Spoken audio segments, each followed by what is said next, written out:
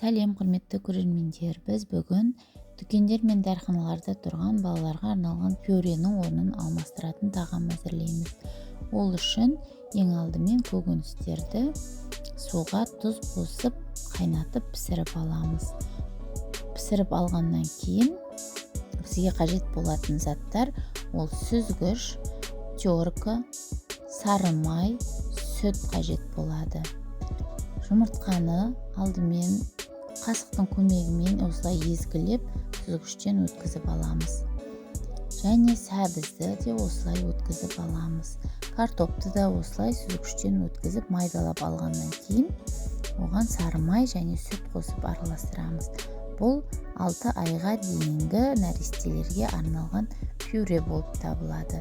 Өте денсаулыққа пайдалы табиғи өнімдер болғандықтан ешқандай зияны жоқ. Ерінбей қолдан үйден пісіріп жасап берсеңіздер, баланың денсаулығына өте пайдалы. Сонымен қатар, пюре дайындаған кезде құрамындағы көкөністердің орнын басқа да көкөністермен алмастырып тұруға болады. Яғни, картоптың орнына қызылшаны қолдансаңыз болады. Сәбіздің орнына күріш қайнатпасын қолдансаңыз болады.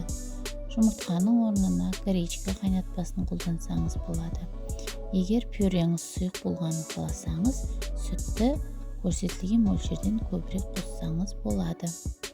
Қою болғанын қаласаңыз, аз мөлшерде қосасыз. Пюреге тұз қосудың қажеті жоқ, өйткені қайнатқан кезде қостық. Енді теркадан өткізіп жасайтын пюреміз 6 айдан асқан сәбилерге арналмақ. Олардың тісі толық жетілгендіктен олар шайнап үйрену үшін көлемдірек етіп өткіземіз. Тура алдыңғыдай сүт және май қосып араластырып береміз. Каналыма тіркеліп, видеом ұнаған болса лайк басып отырыңыздар. Каналыма тіркелген көрермендеріме келесі видеода 3 қана ингредиенттен тұратын өте дәмді чак-чак әзірлеуді көрсететін боламын. Сау саламатта болыңыздар.